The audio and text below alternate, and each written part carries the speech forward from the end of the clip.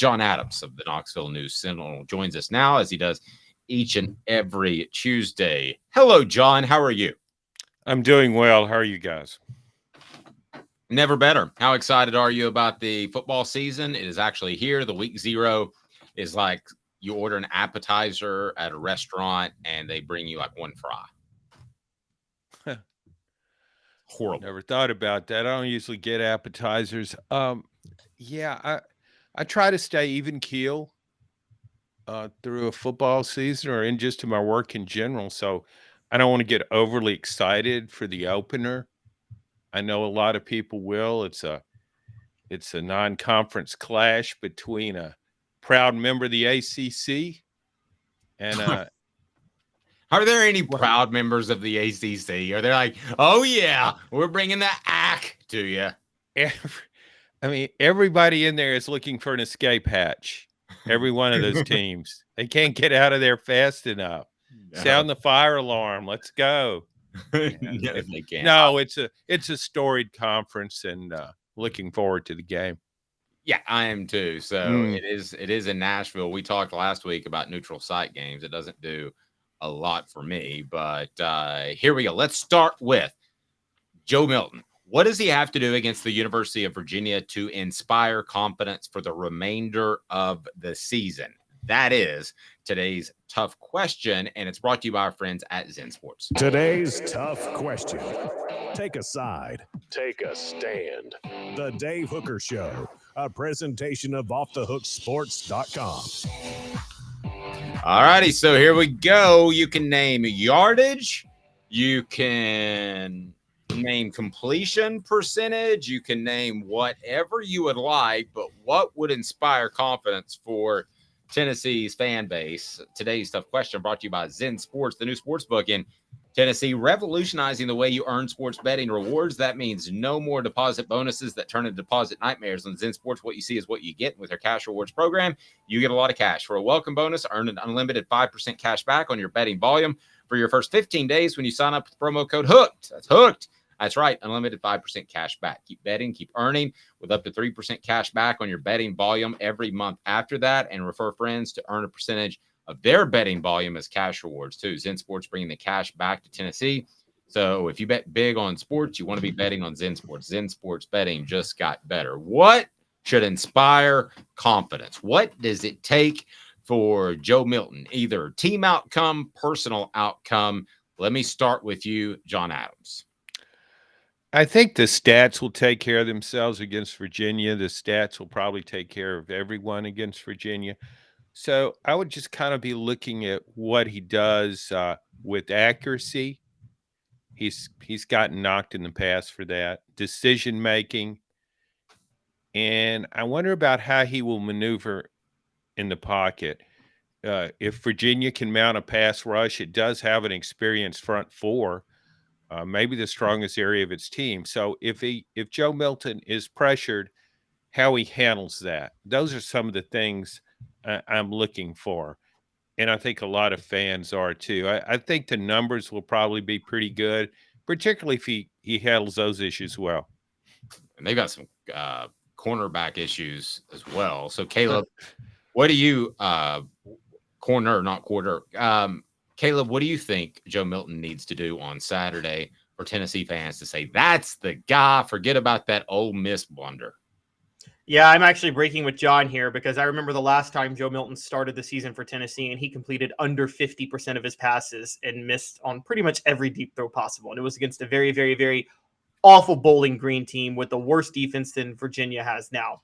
So I'm going to go, I need to see him complete at least 65% of his passes, average at least 8.5 yards an attempt.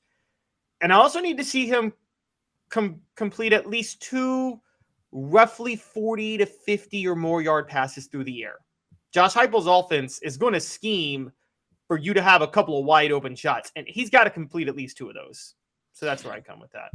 Ultimately, I think mine's the foundation of yours, which is completion percentage. But I really want to sit down, even if I had half the TV blocked off and I didn't see where the pass was going.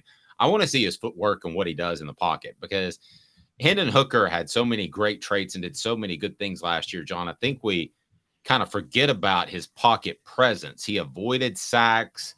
he was kind of like a poor man's Bryce Young to some extent, and he got a lot done. Joe Milton has heavier feet. I know they've worked on his mechanics. If they do all of that, then I think the completion percentage will be there. By the way, on the message board, Travis says John is a cerebral assassin. Do you know what that means, John? It means I'm very bright and very vicious. Also, John Wick. Yeah. I really didn't think John Wick was that cerebral, but I didn't watch a full movie of his. No. Just a bunch of guys killing other guys. Yeah, it's always the shot in the stomach, then shot in the head. That's how he kills people. Shoot them in the stomach to slow them down, then put a bullet in their head. Joe Milton's 300 plus yards, 3 TDs, running backs 150 plus divided by 3. A defense hold them under 21, 1.5 picks, 4 sacks. That's what Travis is saying. But I do think when we're talking specifically about Milton, I think we'll be able to see it without a stat sheet. I think we'll come away from that game saying that guy's taking another step in improvement. And John, how much do you look back at the Orange Bowl and what he did against Clemson as a reason to indicate he might be pretty darn good on Saturday? Well, he was facing certainly a better defense against Clemson than he will against Virginia.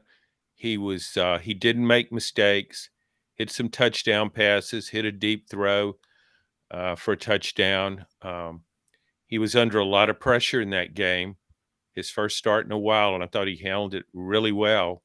I don't know if Virginia will attest him that much, but I don't think you can just write that game off. I think it was a very significant game, albeit just one game. I think it was very significant how he handled things. Well, let me ask you this, because I agree with you, but Caleb's kind of on the other side of the fence. He said he's a bit unsure how much Clemson wanted to be there, Caleb. So, I mean, how much do you draw from the Orange Bowl? Well, me or John? Yes, Caleb. Sorry. Okay. I draw as much from the Orange Bowl as I would have drawn from Tebow's 316-yard playoff performance against Pittsburgh in 2011, which what I mean by that is when Tim Tebow threw for 316 yards, that was because Pittsburgh was daring him to throw deep, so they played just press man coverage the whole game and allowed for Demaryius Thomas to make so many plays. Joe Milton, Clemson, reset the clock on him, but they dared him to throw over the middle of the field. They left the middle of the field wide open all game. And, I mean, throws that we could have completed over the middle of the field in that game. Now, to Joe Milton's credit, he completed those, so that does reset the clock a little bit, but I can't read too much into it because I think Clemson was just testing him out to a certain degree and not actually pulling out their full defensive scheme in that game. Yeah, I also think that they maybe that. What were you going to say, John? Well, so basically you're saying Clemson wasn't really trying that hard to win the game. It was just its goal was to give Joe Milton a test. I think they were experimenting defensively with things. And yes, they did want to and then they did, and as part of that, willingly test Joe Milton because they weren't sure because of his accuracy issues before if he could throw over the middle of the field. The same way Pittsburgh in 2011, that's why I brought it up, wasn't sure that Tim Tebow could beat them from the pocket, so they just played press man coverage all day. And then New England next week was like, okay, we'll play more complex cover 2 defenses, and Tim Tebow completely melted down in that playoff game a week later.